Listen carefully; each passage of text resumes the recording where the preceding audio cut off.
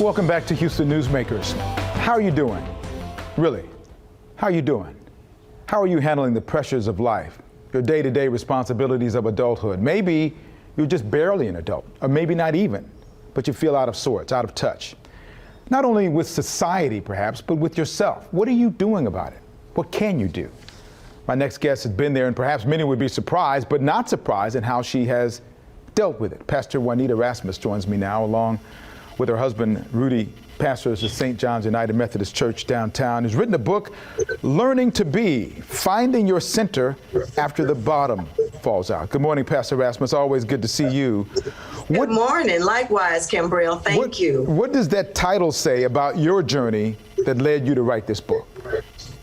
Well, it says a whole lot. I was living a life based on my childhood narrative. You know, we all have our childhood story we tell ourselves about how we're going to be in the world. Well, my being in the world was all rooted in doing. It was about finding acceptance and approval in my ability to perform on the job, my ability to get things done, the ability to be a good wife, a good mom, a good pastor, a good this. And at one point, I could no longer give because I was depleted from all the doing, not knowing that the doing wasn't feeding my soul and that I had to learn to be. So this challenge for you, I know that it took you away from everything you normally did for a long time. What was that process like, and how did you get a diagnosis about what you were dealing with? Well, thank you. You know, what happened for me is that one morning I got up, prepared breakfast like I always did, because at the point we were a busy family. Our girls were in middle school, and breakfast in some cases was the only meal we were going to have together. And so I tried to make it special. And so we had breakfast, and my husband said, "Baby, would you like me to take the girls to school?" And I said, "Yeah, that way I can put my mascara on in the bathroom mirror instead of the rearview mirror."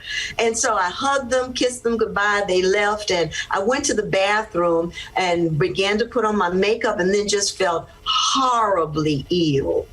I picked up the phone. I called my secretary at the church and I said, "I'm not feeling well, but I think maybe if I just lay down, maybe I moved around too fast this morning. I'll lay down and would you reschedule my morning appointments and I'll come in at noon."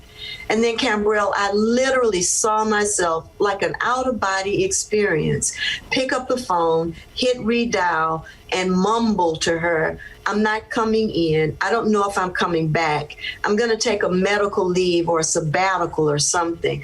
I hung up the phone, got in the bed, and proceeded for months to sleep 18 to 20 hours a day. After about 2 weeks of that, my husband said, "Baby, I think you need to see a doctor."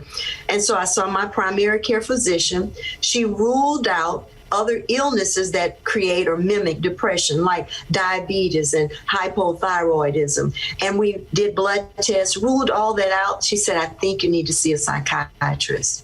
And so that began my process of being diagnosed with a major depressive episode. So sometimes there's a stigma associated with that. Absolutely. And those who deal with it, how much did that enter your mind, or did it not? Or you were just concerned about getting better? You know, Cambrell, my mind was so shut down. People will say things like, "Well, you should read your Bible more. You should pray more." My brain was so shut down, I couldn't read and I couldn't pray. And so I certainly couldn't think about what other people thought. Mm-hmm. That was my reality at the time. So now you're on the other side. What lessons have you learned from not only going through this experience, but with your own personal relationship with God and how you're hoping to share that with others? Well, you know, let me tell you, the bottom line can be summed up in this. I was hoping to earn God's acceptance and approval.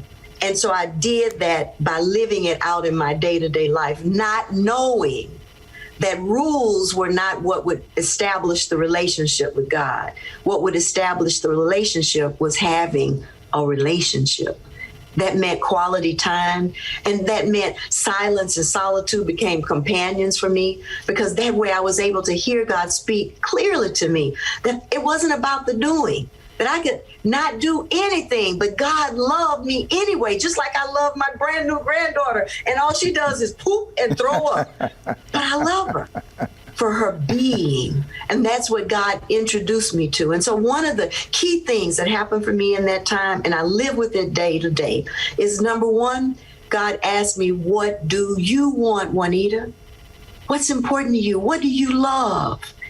And I had not considered that a part of my being was the ability to have desires and goals and plans for me. And so in the book, Learning to Be, I talk about going skydiving. That had been something I'd wanted to do since I was a kid, but I didn't give myself permission because others around me were fearful. And so I would say to you and to your audience, what do you want? What do you really want right now? I believe COVID-19 gives us an opportunity to reevaluate where we've been putting our life force, our life energy. That I believe this is the opportunity for us to say, what do I want as it relates to time and money freedom? What do I want in my vocation? How do I want to serve the world? What do I want in my relationships? How do I want to be present to those I love and those who love me? What do I want in my health and well-being? What would I love? And I had never asked myself those questions. My questions had always been about performance and goal setting and task accomplishment. For me, the experience of living with a mental health diagnosis has empowered me to enter into living my most authentic life. It was the most debilitating experience of my life, but it became the most liberating lessons I could have ever asked to learn. Pastor Juanita Campbell Rasmus, her book is entitled Learning to Be When the Bottom of Your Life is Falling Out. Thank you for sharing this morning. Good luck in reaching those who need to read your word to perhaps get his word and help them in their steps going forward on this journey.